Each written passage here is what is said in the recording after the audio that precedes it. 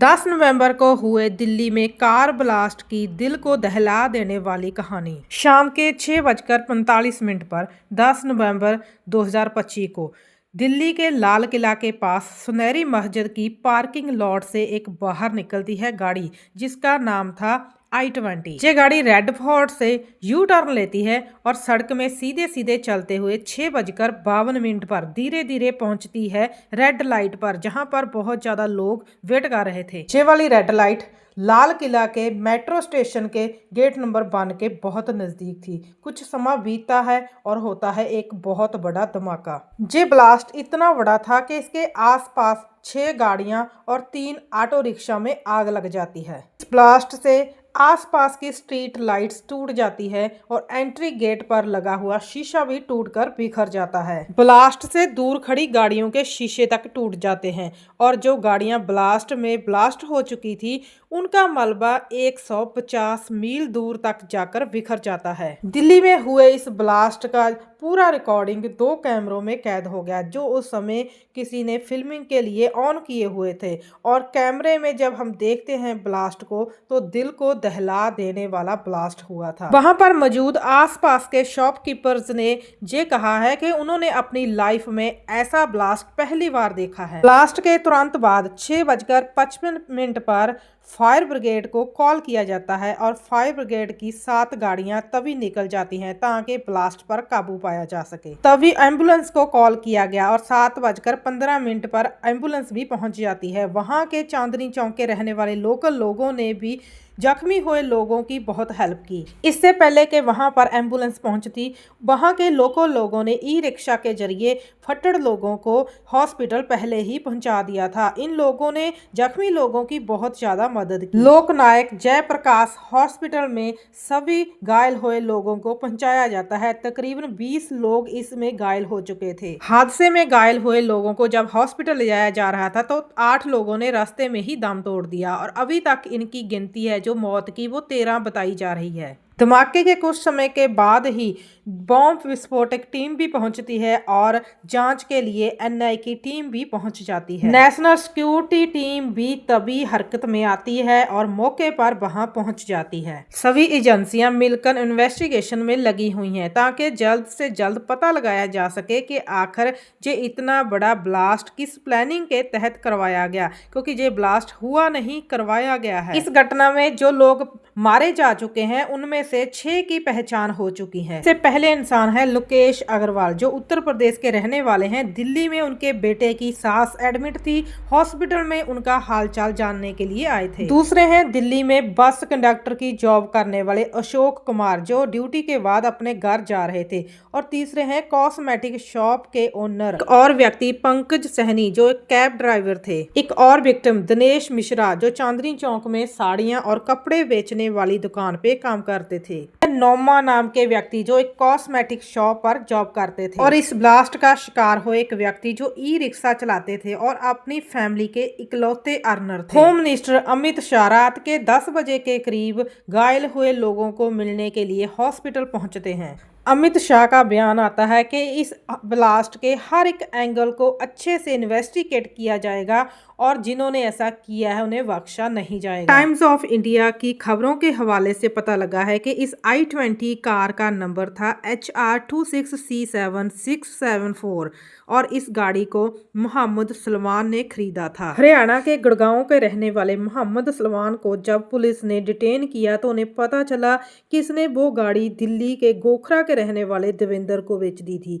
और देवेंद्र ने ये गाड़ी कुछ समय बाद अंबाला में बेच दी थी। देवेंद्र ने अंबाला में किसी को ये गाड़ी बेच दी थी और इसके बाद ये उसी इंसान के पास रही। कुछ अखबारों की खबरों की माने तो पुलवामा के रहने वाले तारिक का भी इस ब्लास्ट से जिक्र जोड़ा जाता है। इस धमाके के बाद दिल्ली और मुंबई में बहुत जगह पर हाई अलर्ट जारी कर दिया गया है क्योंकि जो ब्लास्ट हुआ है वो सभी संकेत यही दर्शाते हैं कि जो ब्लास्ट किसी ने करवाया गया है। हालांकि ये पूरी जांच का विषय है। जांच आगे देखेंगे कि और भी शायद रोंगटे खड़े करने वाले सच सामने आएंगे। अभी तक सरकार इसको आतंकी हमला मानकर ही चल रही है और दिल्ली पुलिस ने यूएपीए के तहत मामला भी दर्ज कर लिया है, जो एक आतंकी मामला होता है, क्योंकि यूएपीए का मतलब होता है अनलॉफुल एक्टिविटीज प्रिवेंशन एक्ट। इसका मतलब यही है कि ये आतंक से जुड़ा हुआ मामला है। दूसरा आतंकी शक इसलिए जताया जा रहा है क्योंकि भूटान के दौरे पर गए हुए प्रधानमंत्री नरेंद्र मोदी ने भी इसे आतंकी हमला बताते हुए इन्वेस्टिगेशन के आदेश जारी कर दिए हैं। इस पूरी घटना को फरीदाबाद में हुई एक घटना से लिंक करके देखा जा रहा है। इसके पीछे भी बहुत बड़ा कारण छुपा हुआ है। इसके पीछे कारण है कि 10 नवंबर को जम्मू कश्मीर की पुलिस और हरियाणा की पुलिस ने मिलकर 2 डॉक्टरों को गिरफ्तार किया था।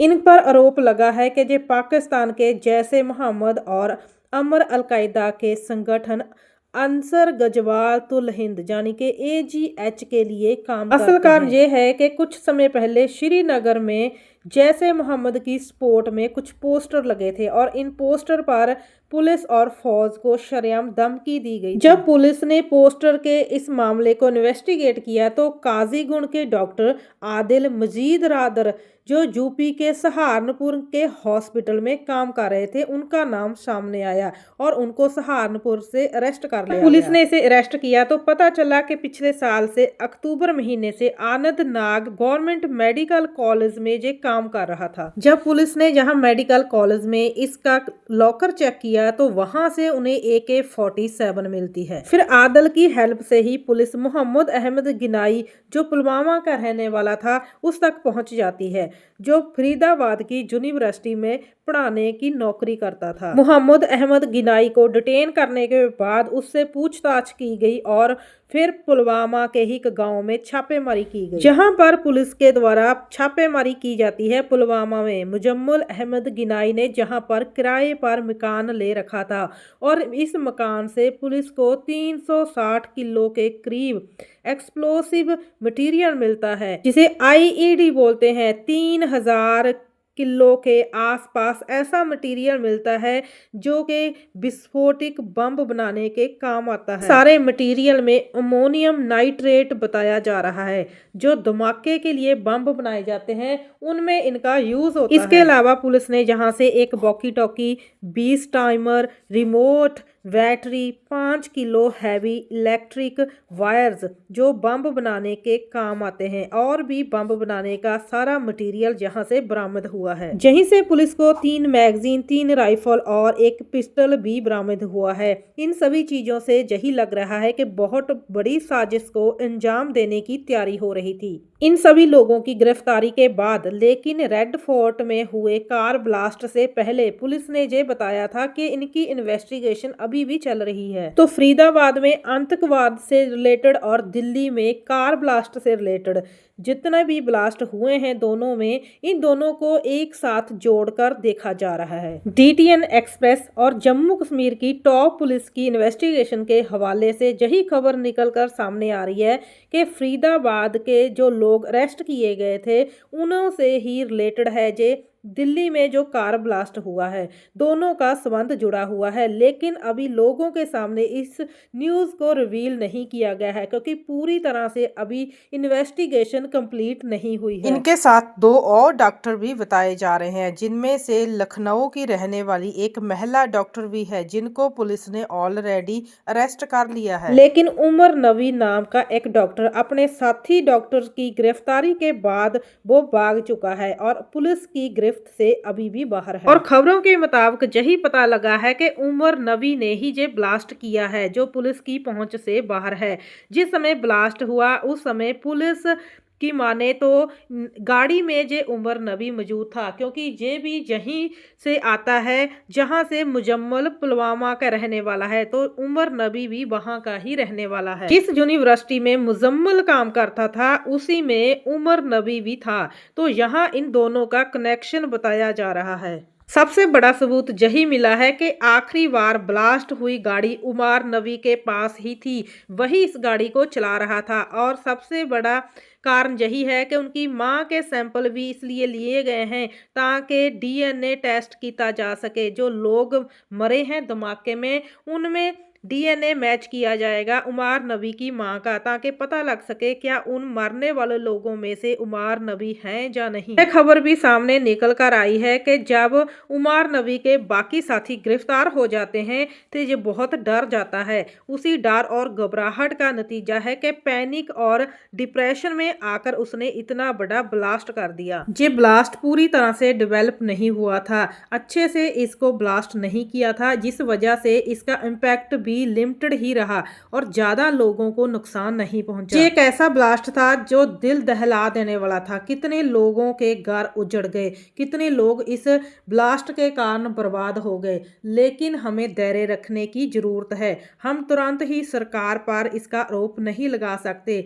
हो सकता है कि ये अंत की टेररिस्ट का ही प्लान हो।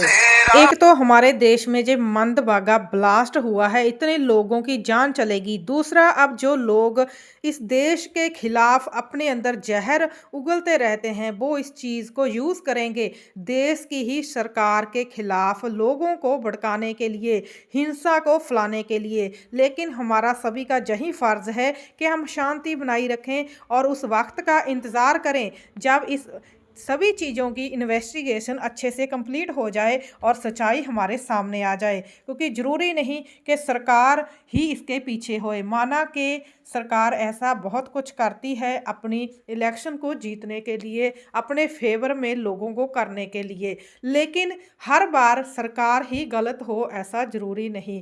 तो हम सभी का यही फ़र्ज़ बनता है कि हम देश में शांति बनाई रखें और किसी के भी बहकावे में आकर कुछ भी उल्टा सीधा ना करें, जिससे देश के लोगों को और ज़्यादा तकलीफ का सामना करना पड़े। लेकिन सबसे बड़ा सवाल यही है कि 3000 किलो एक्सप्लोसिव कैसे इंडिया में आ गया।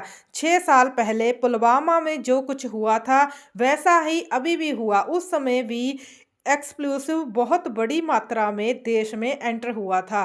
तो भाजपा के रहते ये सब कैसे हुआ, उनके ऊपर ऐसे सवाल तो जरूर उठ रहे हैं। इतनी बड़ी मात्रा में एक्सप्लोसिव आना कोई छोटी बात नहीं है। हम सभी उम्मीद करते हैं कि इस इन्वेस्टिगेशन को जल्द से जल्द निपटाया जाएगा। सालों तक इस इन्वेस्टिगेशन के लिए हमें इंतजार नहीं करना पड़ेगा। आने वाले दिनों में देखते हैं कि क्या क्या सच सामने आते हैं।